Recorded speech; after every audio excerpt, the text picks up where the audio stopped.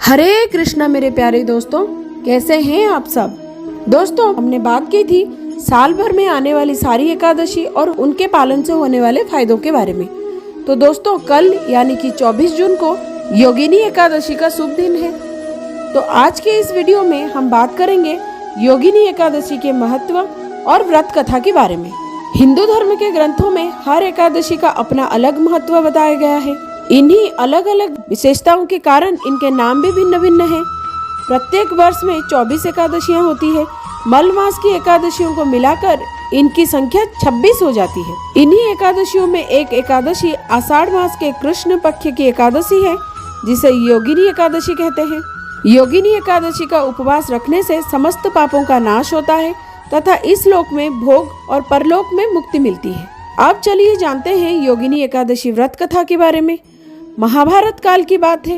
एक बार धर्मराज युधिष्ठिर ने भगवान श्री कृष्ण से कहा कि हे त्रिलोकीनाथ, मैंने ज्येष्ठ माह के शुक्ल पक्ष की निर्जला एकादशी की कथा सुनी। अब आप कृपा करके आषाढ़ मास की कृष्ण पक्ष की एकादशी की कथा भी सुनाइए।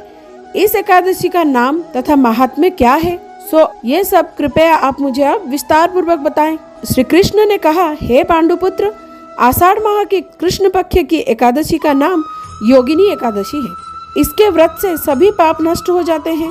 ये व्रत इस लोक में भोग तथा परलोक में मुक्ति देने वाला होता है। हे युधिष्ठिर, ये एकादशी तीनों लोकों में प्रसिद्ध है। इसके व्रत से सभी पाप नष्ट हो जाते हैं। तुम्हें मैं पुराण में कही हुई कथा सुनाता हूँ, ध्यान पूर्वक श्रवण करना। कुबेर नाम का एक राजा अलकापुरी नाम की नगरी में राज्य करता था। वो महादेव का भक्त था।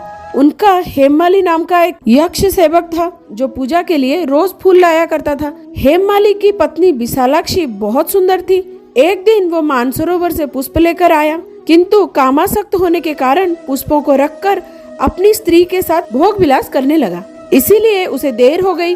ध्यान भटकने की वजह से उसे पता ही ना चला कि कब दोपहर हो गई। हेममाली का राह देखते देखते जब राजा कुबेर को दोपहर हो गई तो उन्होंने क्रोध पूर्वक अपनी सेवकों को आज्ञा दी कि तुम लोग जाकर पता लगाओ कि हेममाली अभी तक पुष्प लेकर क्यों नहीं आया। जब सेवकों ने उसका पता लगा लिया तो राजा के पास जाकर बताया कि हे राजन, वो हेममाली अपनी स्त्री के साथ भोग विलास में लिप्त है।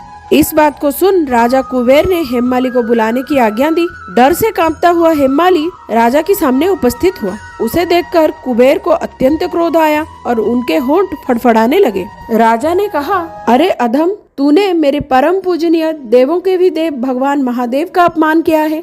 मैं तुझे श्राप देता हूँ कि तू स्त्री के वियोग में तड़पे और मृत्युलोक में जाकर कोढ़ी की जीवन व्यतीत करे। कुबेर के श्राप की वजह से वो उसी वक्त स्वर्ग से पृथ्वी पर आ गिरा और कोढ़ी हो गया। उसकी स्त्री भी उसे बिछड़ गई। मृत्युलोक में आकर उसने अनेक भयंकर कष्ट भोगे, किंतु शिव जी की कृपा से उसकी बुद्धि मलिन ना हुई और उसे पूर्व जन्म की भी सारी बातें याद रही। अनेक कष्टों को भोगता हुआ तथा अपनी पूर्व जन्म की कुकर्मों को याद करता हुआ वो हिमालय पर्वत की तरफ चल पड़ा। चलते चलते वो मार्कंडेय ऋषि के आश्रम में जा पहुंचा। वो ऋषि अत्यंत वृद्ध तपस्वी थे। वो दूसरे ब्रह्मा की समान प्रतीत हो रहे थे और उनका वो आश्रम ब्रह्मा की सभा के समान शोभा दे रहा था। ऋषि को देखकर हेममाली वहां गया और उन्हें प्रणाम करके उनके चरणों में गिर पड़ा। हेममाली को देखकर मार्कंडेय ऋषि ने कहा, वत्स्य, तूने कौन से निकृष्ट कर्म किए हैं जिससे तू कोढ़ी बन गया है और भयानक कष्ट भोग रहा है। महर्षि की बात सुनकर हेममाली ने बोला, हे मुनि श्रेष्ठ, मैं राजा कुबेर का अनुचर था। मेरा नाम हेममाली है। मैं प्रतिदिन मानसरोवर से पुष्प लाकर महादेव की पूजा के समय कुबेर जी को दिया करता था। एक दिन पत्नी प्रेम में मुझे समय का ज्ञान ही नहीं रहा और दोपहर तक पुष्प ना पहुंच सका। तब राजा कुबेर ने मुझे श्राप दिया कि तू अपनी स्त्री का वियोग और मृत्युलोक में जाकर कोढ़ी बनकर दुख भोग। इसी कारण से मैं रोगग्रस्त हो गया हूँ तथा पृथ्वी पर आकर भयंकर कष्ट भोग रहा हूँ। अतः कृपा करके आप कोई ऐसा उपाय बतलाएं जिससे मेरी मुक्ति हो। मार्कंडेय ऋषि ने कहा, हे हेममाली, तुमने मेरे सम्मुख सत्य वचन कहे हैं, इसीलिए मैं तुम्हारे उद्धार के लिए एक व्रत बताता हूँ।